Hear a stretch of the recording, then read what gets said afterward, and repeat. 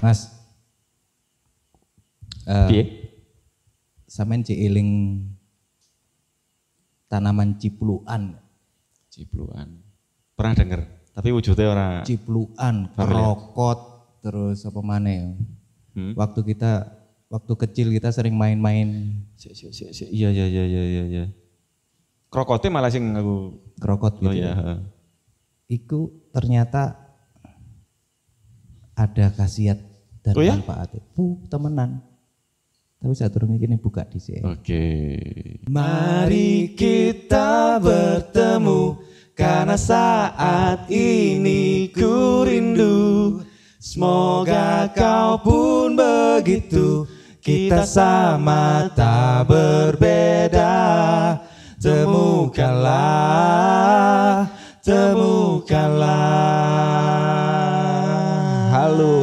Halo. Selamat pagi, siang, dan malam. Ya. Berjumpa lagi bersama kami di Ipo Sinau. Dan Kita akan ngopi cara cerdas dan Sinau tanpa ampas. Yes. Dan selalu kita menghadirkan narasumber yang keren-keren. anti mainstream. Weh. Dengan wawasan yang ya pasti kita butuhkan lah. Jelas. Ada sesuatu yang baru, ada mungkin teman-teman kita yang belum ngerti ya. Kayak gini, kayak kita kan juga nggak tahu ini. Ya. Kita biasa di main musik, tapi ternyata ada dunia-dunia lain. Betul. Kegiatan aktivitas lain gitu. Itu dunia lain. Horor. Iya. Dan teman-teman Sinau, kali ini spesial juga ada narasumber yang sangat keren. Dan saya nggak tahu ini bidangnya apa, nanti beliau sendiri yang akan menjelaskan yang jelas mengenai tanaman. Oke. Saya kira sirami loh Mas, tanaman Flora. hias, tanaman hias iyo, tanaman wis macam-macam lah. Sing regane puluhan juta iku. Iya. Eta. Ono sing kayak gitu. Tapi kita termasuk peduli pada tanaman tuh. Betul. Dan peduli pajak. Pak Udin. Oh iya. Ini harus dididik nih kader-kader luar biasa ini ya.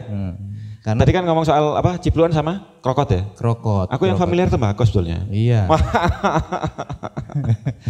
Sing gue paling banter. Makanya tadi kita in frame kita mesti Ya. merokok gitu tadi ya. Dan Betul. kali ini kita akan kedatangan tamu. Bukan akan, tapi memang sudah kedatangan tamu. Sudah hadir. Sudah hadir ada Pengisi kita suara. Pengisi suara. Dia adalah Kak Seto. Kak Seto.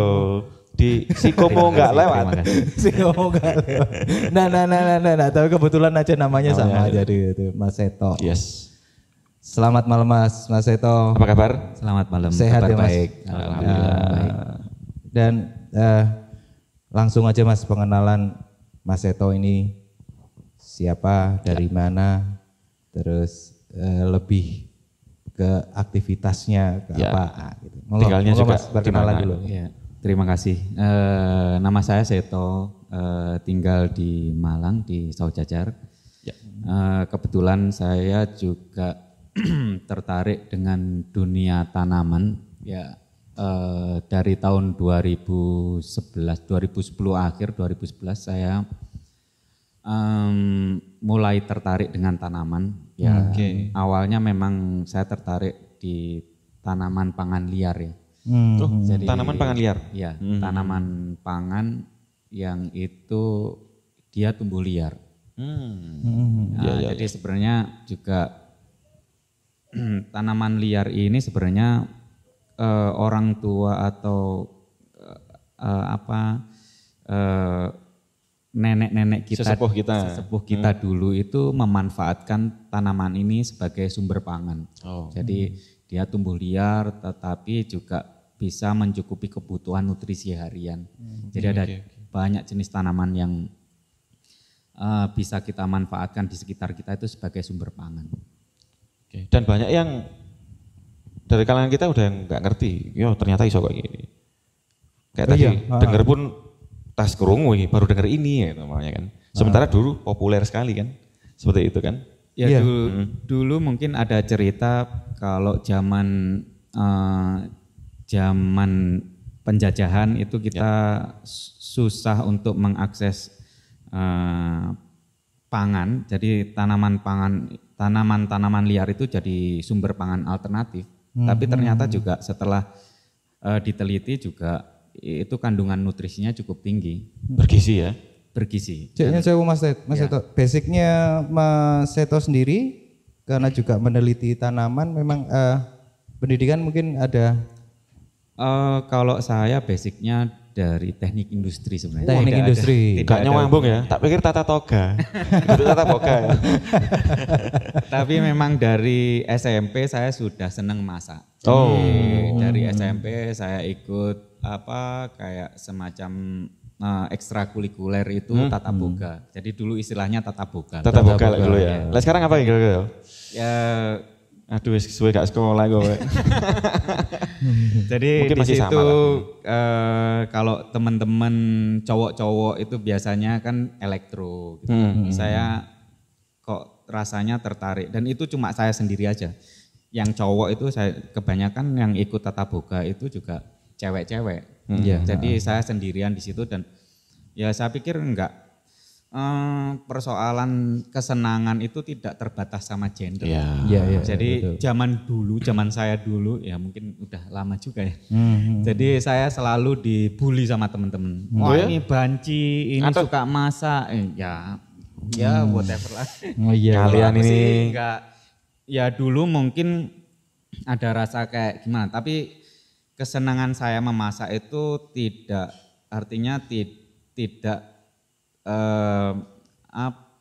surut dengan bullying dari teman-teman saya tetap senang masak, saya tetap menekuni itu. Saya pikir nggak ada yang salah dengan cowok dengan masak karena kan di tradisi Jawa urusan dapur itu kan dianggap urusannya perempuan ya? Urusan perempuan. Nah, sementara bagi saya urusan memasak itu bukan kalau kita punya kesenangan ya kita bisa mengekspresikan, kita bisa senang dengan hal-hal yang kita sukai, kenapa enggak gitu. Itu tidak terbatas dengan gender. Sampai sekarang saya juga masih memasak dan barangkali berguna juga kan buat orang lain kan? Ya paling tidak untuk keluarga saya lah. Nah minimal untuk keluarga. Paling tidak untuk keluarga. Jadi ya selama ini ya saya yang punya tanggung jawab untuk masak di keluarga, untuk mencukupi kebutuhan nutrisi anak-anak. Sementara istri saya bekerja. Nah saya memutuskan untuk bekerja di rumah dan memasak untuk mencukupi kebutuhan nutrisi keluarga ya saya dan untuk saya pikir di kehidupan sekarang itu juga wajar gitu loh. Artinya itu pilihan. Jadi ketika paling tidak pengalaman saya yang dahulu itu juga sekarang itu ada gunanya. Iya betul. Itu di lingkup terkecil. Itu maksud saya Mas. Jadi pengalaman sampean ini yang perlu kami tahu dan mungkin teman-teman Sinau di rumah juga mungkin ingin tahu ini berbagai macam ciptaan Tuhan. Salah satunya adalah flora. Ini sebetulnya bisa memberikan manfaat. Betul. Sementara selama ini yang kita tahu, yang kita konsumsi, terutama mungkin yang mungkin orang-orang masak itu itu aja lah. Artinya tahu bumbu ya ono merico, ono bawang berambang. Bawang berambang. Bambang berawak itulah pokoknya. Iya, semacam kayak gitu. Bambang terus berawak. Kemangi ya, fungsinya itu terus apalah itu semacam-macam kayak gitu. Tanpa tahu mungkin kadar nutrisi atau manfaatnya. Nilai-nilai gizi. Nah, itu yang mungkin harus kita gali sama Mas Seto ini. Betul. Jadi itulah kenapa ada banyak sekali jenis-jenis flora atau spesies ya. Flora spesies ya? Tetap sama ya? Iya, ada. Itu yang varian-varian. Kayak kita bahas tadi di awal, dulu populer, sekarang udah terlupakan atau hampir terlupakan.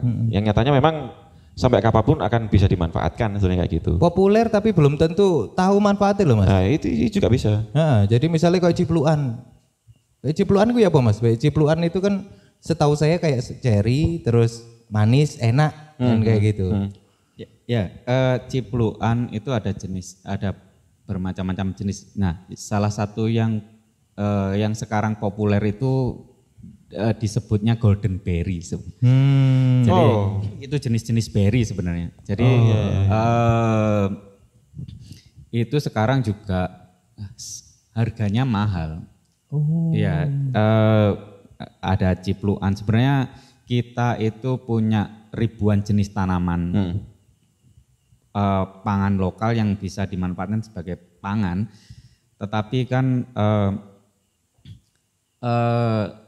orang-orang sekarang kan sudah pola makan perilakunya bergeser. Artinya yang dianggap sebagai makanan yang bernutrisi tinggi itu yang bisa diakses di pasar. Dan kita selama ini hanya terpaku pada tanaman yang ada di pasar, tanaman budidaya kayak wortel, kubis, kentang. Ya hanya bisa dihitung jari lah apa yang kita konsumsi selama ini. Padahal di sekitar kita juga ada ribuan jenis tanaman yang sebenarnya bisa kita manfaatkan sebagai sumber pangan. Ya, betul sekali. Itu loh. Kita negara tropis, kita dijajah ratusan tahun orang untuk dapatkan rempah-rempah. Nah, itu sebenarnya juga banyak sekali jenis-jenis tanaman lokal yang itu sebenarnya juga punya kandungan nutrisi yang cukup tinggi. Jadi kayak krokot itu ternyata beta karotinnya cukup tinggi. Wow. Itu lebih tinggi dari salmon. Oh ya? Iya, jadi kalau orang-orang bilang beta karotin itu yang bisa untuk bla bla bla itu dari salmon. Nah, sebenarnya kita bisa dan tanaman ini juga tidak punya nilai, artinya nilai ekonomis ya. Jadi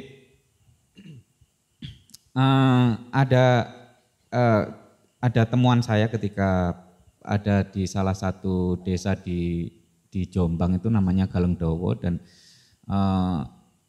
sebenarnya mereka itu tinggal di sekitar hutan dan itu mereka memang petani.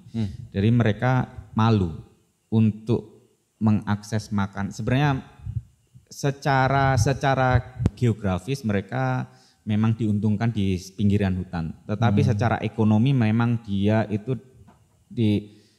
istilahnya kalau ini di garis kemiskinan.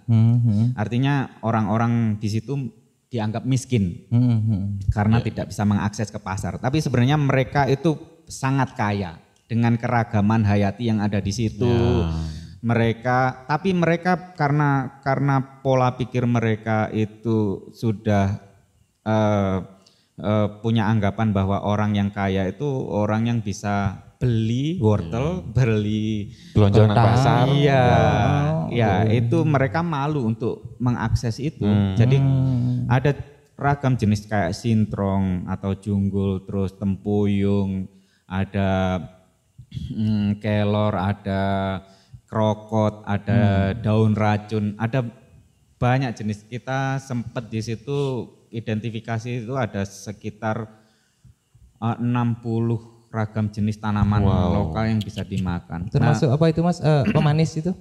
Yang penggantinya gula, tanaman apa stevia. itu? Stevia. Iya, itu ya. Kalau stevia emang itu dibudidakan ya. Makanya sampai jadi lagu segala. Ya. Stevia. Aku sing duwe kutho. Jadi teman-teman Sinau, Mas Seto ini memang dia melakukan riset Mas ya. Artinya riset observasi ke daerah-daerah tertentu yang dia selalu datangi untuk mengadakan riset-riset kecil. Di tiap-tiap daerah punya tanaman-tanaman apa yang beliau sendiri untuk riset tanaman itu gitu. Tadi di mana? Jombang ya? Ya di Jombang gitu ya. Terus ada di Pakis ini, ada sekitar Pakis itu ada ya mungkin itu banyak juga di sekitaran kita. Itu ada jelatang. Jadi jelatang itu kalau zaman saya kecil dulu itu dipakai untuk bully temen. Jadi kalau dipukulin ke kulit kita itu gatal. Oh iya eling aku. Seneng akal ya nih. Jelatang. Nah, daun jelatang itu kalau di Inggris atau di Eropa itu dia pakai teh. Dibikin teh. Dibikin teh. Dibikin teh karena memang itu nutrisinya cukup tinggi juga. Apa kandungannya, Mas? Kalau jelatang itu lebih ke dia vitamin C-nya tinggi juga. Vitamin C. Ya, vitamin C-nya tinggi. Terus mineralnya juga cukup tinggi. Jadi dikeringkan dulu kayak teh gitu ya? Kayak teh. Bisa langsung jadi langsung direbus.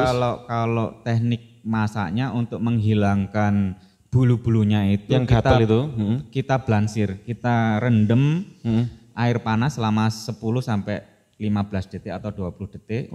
Itu kita bisa langsung dikonsumsi. Ya.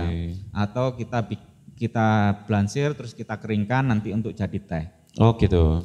Jadi harganya kalau di luaran sana itu lebih tinggi dari teh terbaik di Inggris. Lah, seperti itu ya. Ya karena memang kandungannya nutrisinya cukup tinggi. Tapi orang sini juga ini bisa dimakan ya, atau kadang-kadang juga malu karena kayak ada orang yang makan krokot atau junggul gitu, sintrong itu kayak kan yang lazimnya di sini itu dimanfaatkan sebagai pakan ternak. Jadi kayak wedhus saya makan. Iya. Gengsi sih. Iya. Gitu ya. Ya bentar. Ada telepon sih. Mohon izin ya. Iya. Halo. Titip salam buat Mas Seto. Oke. Wis pinter bahasa Indonesia saya kira. Oke, mau belajar banyak ya. Nanti tak sampaikan. Oke, terima kasih. Oke. Dari Gordon Ramsay. Itu loh, tadi aku mau nanggepin bahwa Gordon Ramsay pun yang ngelipet di dapur mendunia. Iya kan, berarti membuktikan bahwa itu enggak terbatas gender urusan seperti itu. Apalagi ini lebih spesifik ke apa istilahnya kita ngobrol di awal itu adalah alternatif pangan. Ya sebenarnya tumbuhan gitu ya. Kalau saya enggak sepakat itu dianggap sebagai alternatif ya. Nah, ini menarik. Karena orang tua kita zaman dulu, leluhur kita zaman dulu itu sebelum ada tanaman budidaya yang ada di pasar itu mereka manfaatkan itu. Jadi sekarang yang alternatif itu yang mana? Tuh. Jadi itu juga menurut saya sih ada pergeseran istilah ya. Pergeseran mungkin karena memang revolusi industri ya. Jadi emang kita kebutuhan pangan itu semakin tinggi, artinya ya tanaman itu harus dibudidayakan secara massal. Tapi sebenarnya kita juga bisa dengan cara-cara yang mungkin juga bisa meniru orang-orang zaman dulu, karena memang itu kalau dikatakan organik ya jelas organik karena itu dia tumbuh liar dan dia juga tidak perlu dipupuk. Disebar aja krokot itu bijinya juga bisa tumbuh subur dimanapun. Enggak rewel lah istilahnya. Rewel ya. Terus dia juga tahan penyakit juga enggak.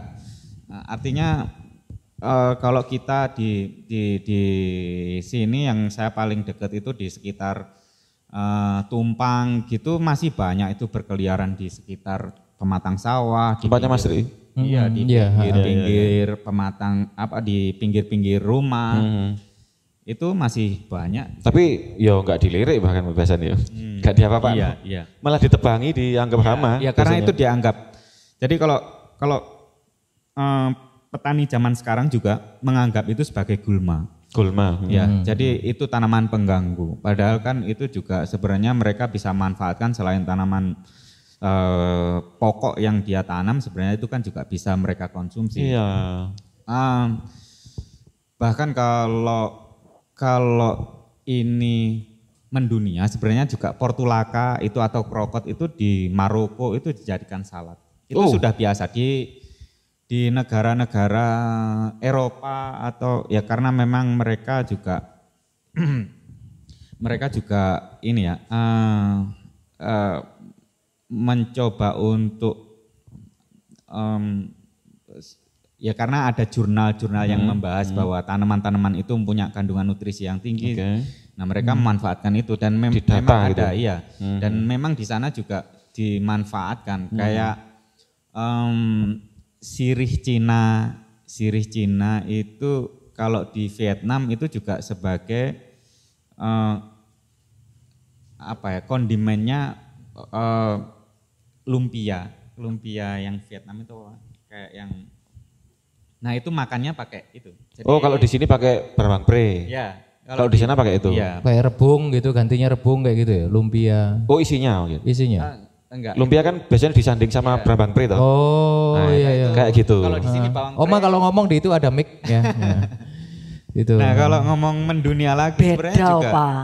Iya. Beda. Gimana kalau menurut Ya, Oma? enggak, maksudnya benar ya kalau misalnya dibilang itu bukan sebuah alternatif karena itu bukan pilihan ketika kita nggak bisa makan ini jadi makan ini, bukan. Itu dari yang different, kasusnya udah beda. Jadi kebutuhan intake-nya juga ke badan kita kan juga beda kan Mas Seto ya. Jadi mungkin itu lebih kepada kita nggak punya insight dan knowledge tentang itu. Ya itu yang pentingnya Mas Seto untuk membumikan ini ke kami yang nggak kenal itu buat teman-teman Sinau agar lebih paham gitu. Betul. Jadi itu teman-teman Sinau, rasanya nggak mungkin juga Tuhan menciptakan sesuatu kalau tidak ada manfaat. Tidak ada manfaat, ya harusnya ada manfaatnya itu. Ya itu tadi. Dan adanya Mas Seto tadi banyak sekali penjelasan dan banyak ribuan macam, bahkan mungkin ada yang sudah kita terdata atau kita ketahui atau bahkan mungkin belum Mas Seto ya. Yang mesti harus kita gali lagi karena apa? Apa yang kita makan ini, yang kita konsumsi itu sebetulnya anugerah. Yang dimaksud anugerah itu ya mungkin itu, ayo jangan makan itu melulu itu loh. Ono sayuran bayam dok, ono kangkung dok. Kata di Popeye. Oke, kita akan lanjut lagi ke sesi berikutnya. Aku tak telepon Gordon Ramsay, tak pesen kerengsengan tromol. Gitu ya. We'll be right back.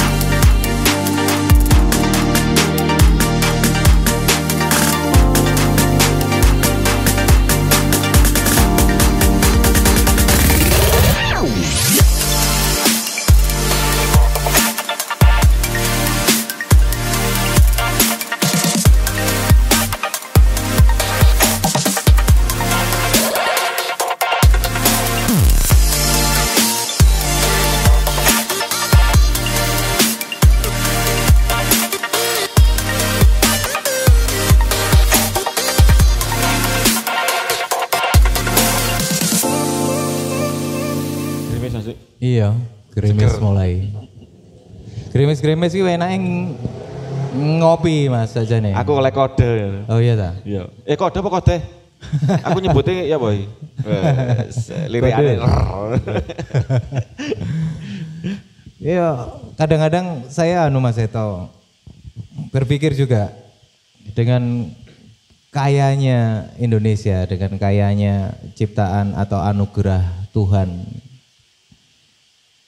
termasuk tanaman yang dianggap liar, yang dianggap apa gak kanggo, kayak gitu. Itu karena apa sih Mas? Itu apa karena memang kitanya yang dibodohi atau memang kita memang perlu pengetahuan, apa memang tidak ada? Sorry kalau aku bilang di bidang pendidikan itu tidak ada yang memberikan sains atau memberikan edukasi terhadap itu, piye Mas menurut saya? Ya mungkin itu nggak pernah ada di pelajaran sekolah. Jadi selama ini juga dinas terkait gitu, dinas pertanian itu hanya fokus ke persoalan tanaman industri. Terus juga di ketahanan pangan juga itu hanya fokus ke tanaman industri. Nah sebenarnya pengetahuan lokal itu sangat banyak sekali. Jadi bahkan ada jenis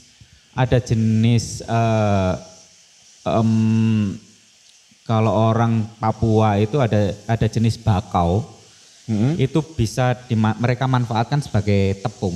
Jadi itu sebagai bakau karbu. Ya, bakau bukan tembakau ya. Bakau. Mangrove ya? Ya mangrove ya. Ada jenis mangrove itu yang mereka bisa dijadikan tepung dan itu untuk sumber karbonya mereka. Gantinya nasi. Gantinya sagu juga itu. Jadi mungkin itu juga saya nggak tahu ini kesalahan atau enggak, tapi yang pasti zaman Orde Baru itu juga sangat berpengaruh terhadap masyarakat lokal ya. Ketahanan pangan mereka. Ketahanan pangan karena kita zaman-zaman itu memang dipaksa untuk orang makan beras karena beras itu dianggap sebagai makanan pokok. Iya, makanan pokok. Padahal belum tentu orang Maluku makan beras, orang Papua makan beras, orang Gunung Kidul makan beras karena memang sumber nutrisinya karbonya berbeda-beda. Ada yang jagung, ada yang ubi. Madura, iya. Nah, itu zaman dulu yang dianggap orang yang mampu itu ketika orang yang membeli beras. Jadi kita bangga dengan swasembada beras. Padahal itu juga mengganggu, artinya itu juga berpengaruh terhadap pangan lokal yang ya artinya orang sudah mulai meninggalkan itu karena dipaksa untuk makan beras. Iya. Jadi teman-teman Sinau sebetulnya kita baru tahu kali ini ternyata apa yang kita konsumsi selama ini bukan itu melulu, tapi contohnya beras. Sebetulnya ada kandungan yang dalam beras itu di tanaman yang lain atau di tanaman yang lain, kayak tadi diberikan bahwa ada mangrove, itu bisa dibikin untuk sebagai pengganti karbo dalam tubuh kita dan sebagainya. Wah, ini sangat keren sekali. Aku malah kayak tadi nangkapnya gini, tanaman industri itu yang identik dengan pemupukan kayaknya. Apa benar sih kayak gitu? Jadi yang kita konsumsi selama ini yang ditawarkan ke kita itu yang harus pakai pupuk. Tapi aku sepakat itu, Mas. Aku sepakat itu. Karena apa? Ketika tadi Mas Seto berbicara tentang kita selalu diarahkan kepada ketahanan pangan itu hanya beras misalnya hanya beras saja. Tapi sebetulnya enggak. Itu pasti ada unsur-unsur kepentingan. Ya kita enggak usah nutup-nutupi itulah gitu ya. Artinya ada unsur kepentingan di situ, ada unsur industri di situ.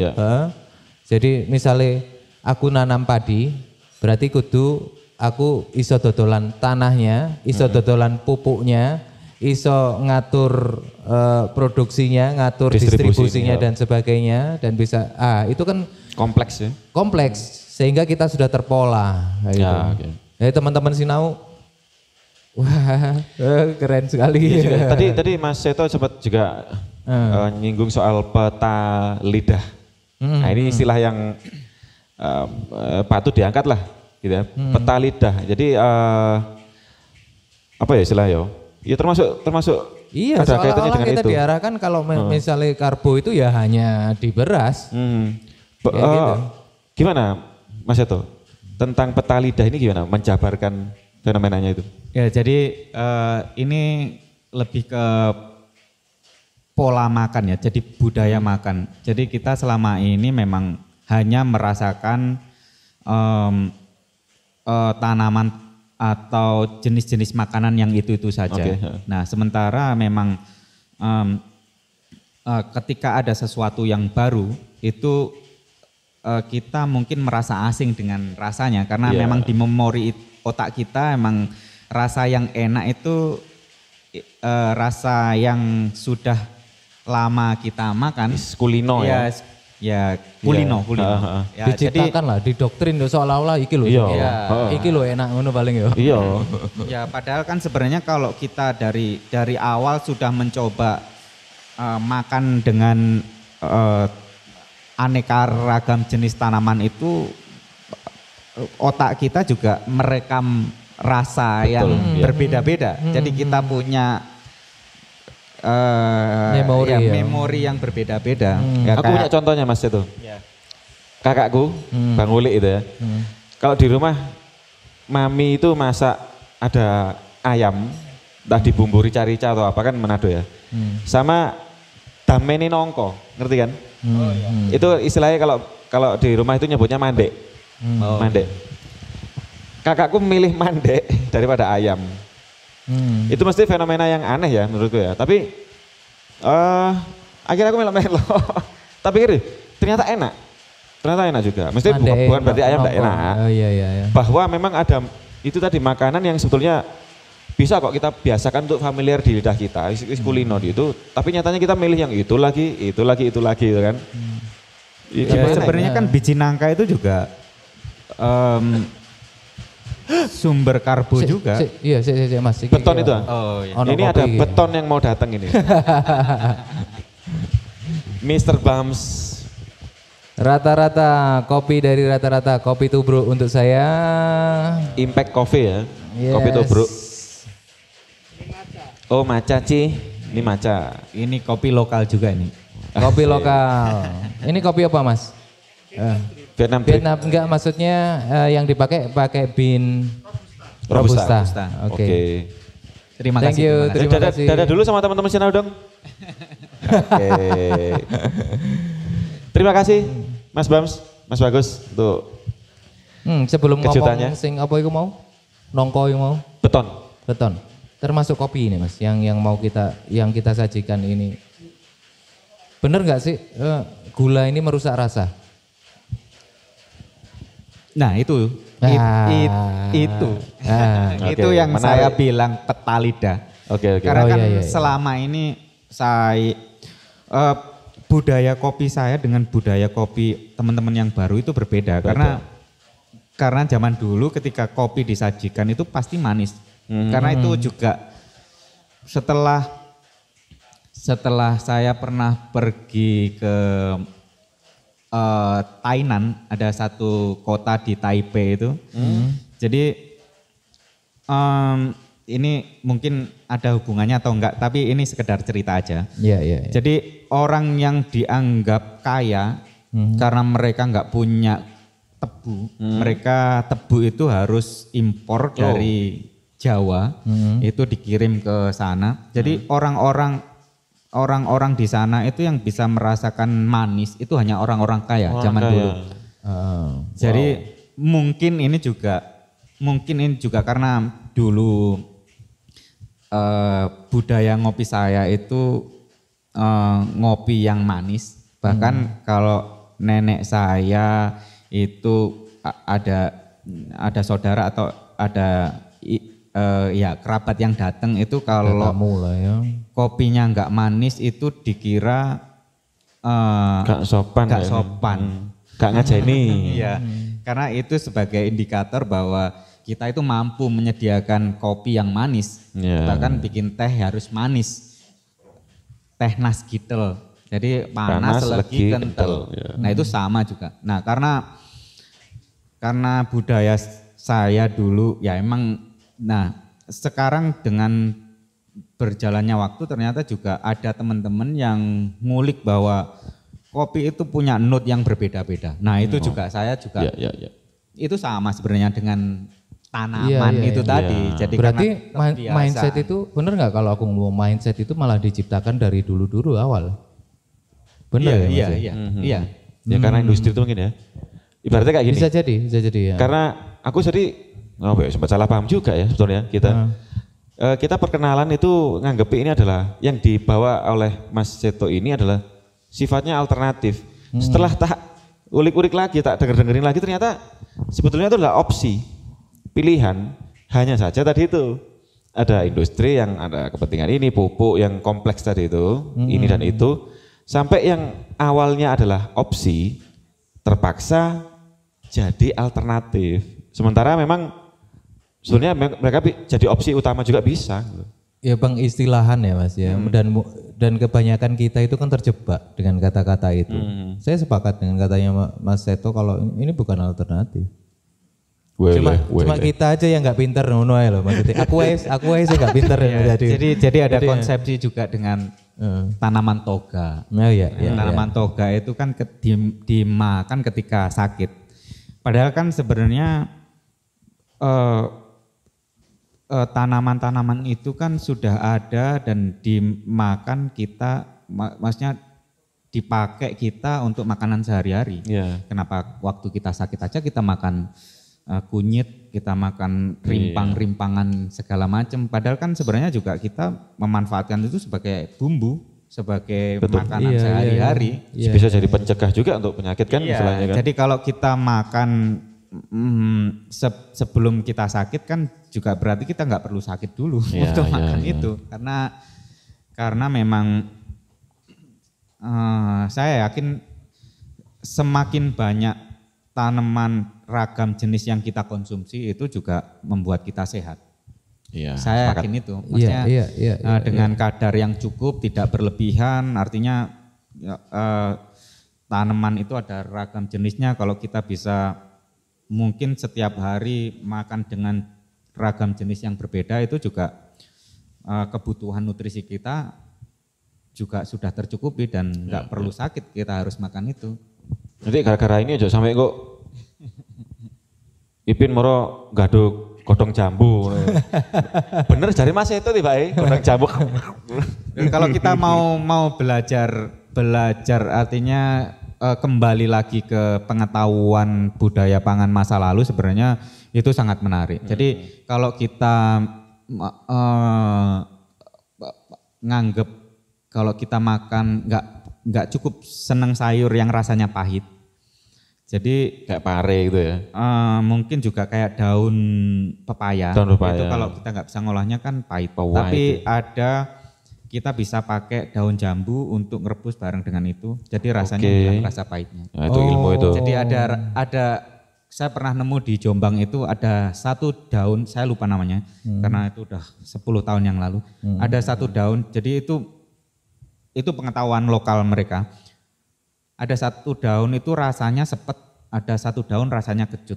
Tapi kalau daun itu direbus jadi satu, itu rasanya kayak jambu.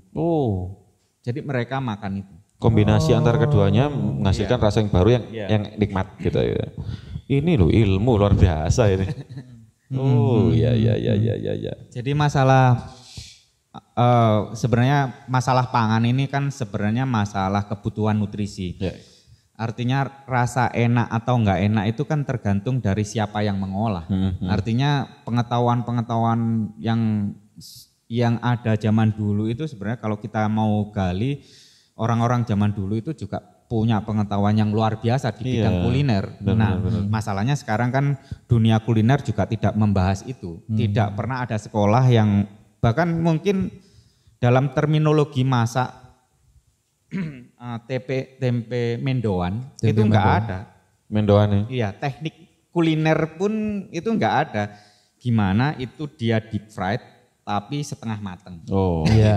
Itu kan budaya lokal. Iya, budaya lokal. Jadi mendoan itu kan dia jadi dia lemes. Ya. Jadi enggak ada dalam terminologi kulineri itu enggak ada deep fried, tapi kalau deep fried kan pasti kering. Tapi ini deep fried tapi setengah mateng. Nah itu kan enggak sampai meyek gitu ya. Iya, enggak sampai. Teman-teman ada yang tahu mendoan enggak? Keripik tempe. Ada yang tahu mendoan? Mendoan itu ada di rata-rata. Di rata-rata ada. Dan itu akhirnya menginspirasi film Star Wars yang akhirnya bikin film mendoan. Gitu kan? Ada yang tahu? Mandalorian.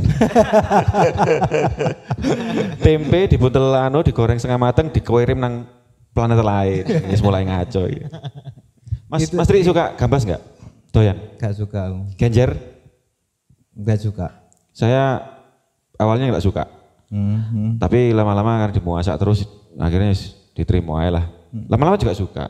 Nah itu tadi mungkin aku setuju juga. Dikonsumsi peta lidah tadi ya. Mana yang terbiasa oleh kita yaitu yang akhirnya populer di lidah kita. Dan itu juga enggak bisa dikatakan enggak ada gizi nih. Wah, adalah. Aku setuju, makanya aku ingat tadi sempat iya ya benar juga kalau memang dibilang Indonesia itu adalah sempalannya surga yang dipinjamkan ke bumi ini untuk sementara ini aku sepertinya setuju gitu. Iya bahkan mungkin yang tidak kita sadari juga untuk pembuatan tempe, ngomong masalah tempe, itu cara fermentasinya juga harus sendiri-sendiri, punya resep sendiri-sendiri, dan itu memang pengaruh juga tergantung bagaimana cara kita mengolahnya ya Mas ya. Sehingga mendoan tempe Jawa Tengah, tempe Malang sudah beda. Gitu. beda air, beda tangan gitu. Kalau ini kan Mas Seto ini kan pegiat apa istilahnya? Pegiat apa? Flora ya? Saya istilahnya kalau gitu. Udah nggak kuliner tok kan ini kan berarti? plant enthusiast. Plant enthusiasm. Oke. Plant enthusiasm. Ini boleh sambil ngopi nih. Loh, ayo Mas, monggo. Aku lali gak tahu rek.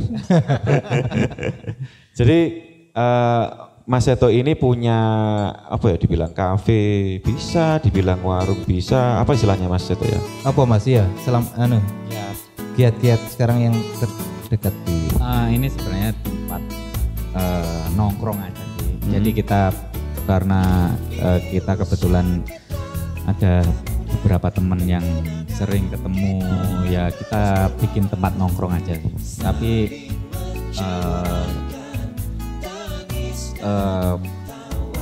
saya pengen tempat ini juga salah satunya sebagai perkenalan ke anak-anak muda. Ada jenis-jenis tanaman liar yang bisa dimakan, itu bisa kita konsumsi. Oke. Iya. Jadi ini lebih ke anak-anak muda sih, karena selama ini kita pengen anak-anak muda juga punya Wawasan. ada pengetahuan. Kita bisa sebenarnya saya hanya ini aja, pemantik aja. Triggernya. Ya biar teman-teman nanti yang belajar kita itu ada banyak sekali.